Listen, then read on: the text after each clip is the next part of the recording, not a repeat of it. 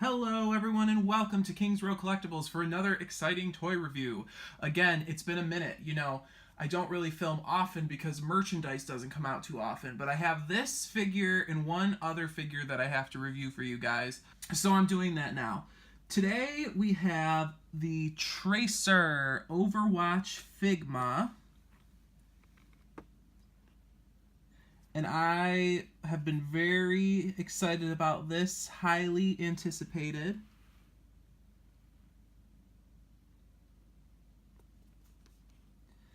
But with the prices of figures, you're going to have to decide for yourself if these are something that you're going to want to collect.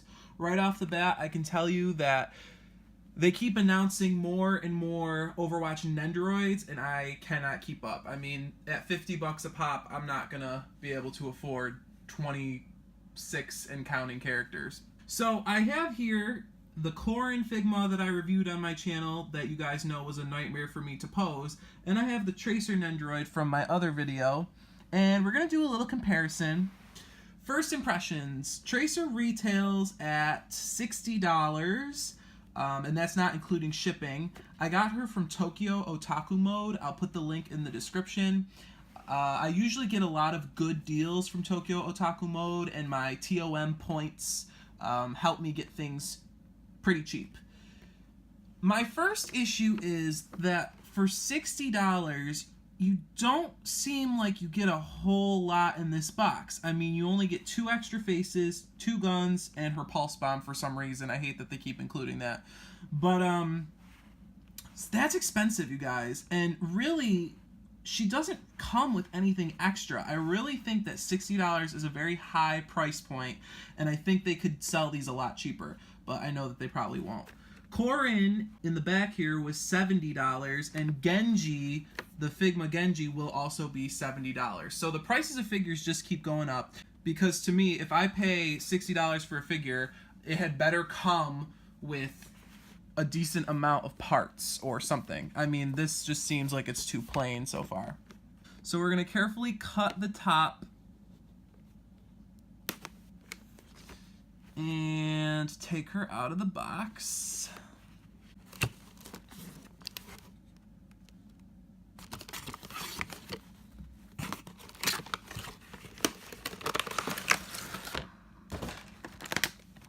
Alright, so here she is. Let's get all of this plastic off of her.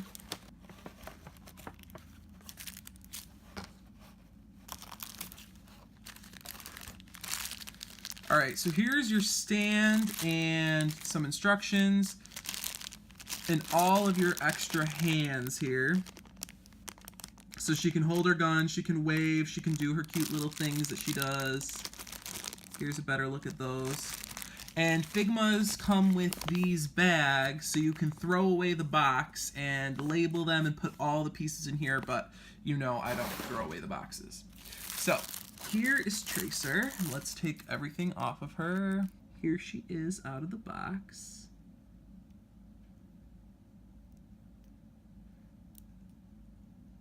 The good thing about Figma is that they are extremely posable.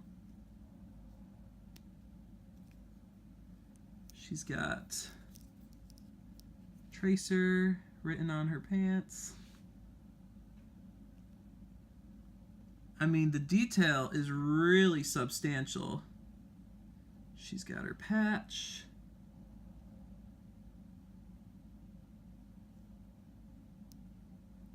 This is where the stand is going to go.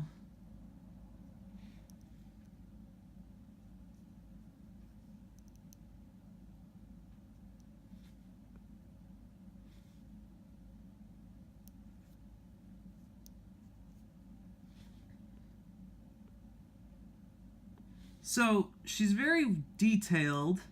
You're never going to have an issue with your Figmas not being detailed because they're always going to be very beautiful. Oh, there we go. There's another look. So, I mean, there's not really else much to say. Let's try out a couple of poses and let's see if her stand is as big of a nightmare as Corrin is. Same thing with Corrin. I just want to show you how to change her head. So her hair comes off very easily, like that. And then you have this kind of action-y face, this mischievous face. So we'll go ahead and give her the action face. And you just pull it out like this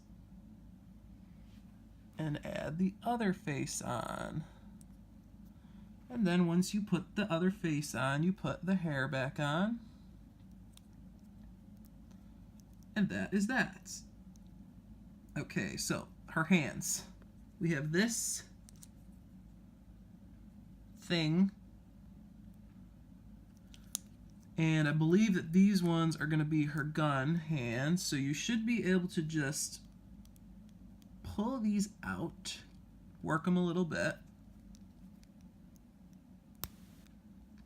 Like that. So there's a little joint that connects the ball joint to her hand. And it just snaps in really easy like that. So now we're going to do the other one. Okay, let's see how her guns go in. Here is her gun. One of them at least. Very nicely detailed. Okay, so if you guys want to put the guns on her hands, I definitely recommend that you take her hands off first. And there really is no easy way to do it. You just kind of have to fold it in there, but be careful because you don't want to break it. So I'm going to put her hand back on. And there she is holding her guns. So let's see if we can get her in her classic pose. Here is the stand, and unlike Corrin, it has the Blizzard logo as well. You'll want to make sure you're careful which one goes in the stand and which peg goes in the figure. So we're going to put this right in here. I don't know what it is with these stands, you guys. It seems like they make them just big enough that they don't click in easy, and I don't like that at all. So I mean, that seems like it's as good as it's gonna get. Oh, there goes Corrin. Oh my god, I hate Corrin so much. I don't know, you guys. They make these so hard to pose, in my opinion. I don't know, how does that look? Her head looks a little weird. There, maybe that's a little better.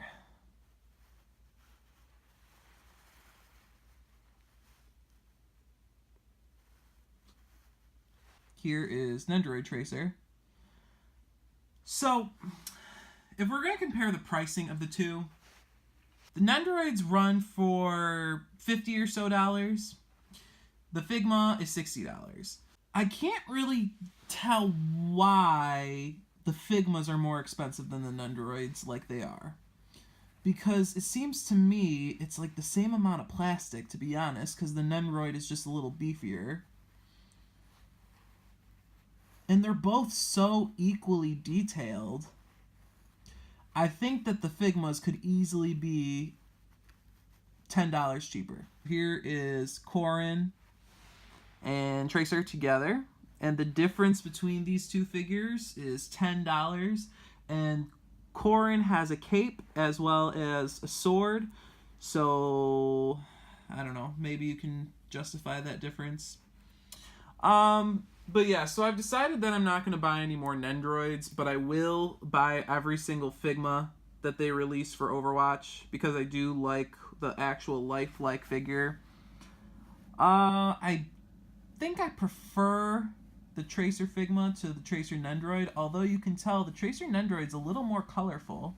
You guys, another thing when talking about the price point of these figures, the Nendoroid being $10 cheaper than the Figma. Here are the two Tracer's pulse bombs. Guess which one belongs to the Nendoroid, and guess which one belongs to the Figma. This one belongs to the Figma. So we're talking a $10 difference, with the Figma being more expensive, and just the amount of plastic or the amount of material it takes to make each one seems to favor the Nendoroid. Well, if you have any questions about this, let me know in the comments. I know this was kind of a quick review, but I mean, there really isn't much to review. She's just a pretty basic figure that is $60, I think is a little expensive. So if you have any questions, let me know in the comments. Thank you for watching, and remember, the world could always use more heroes.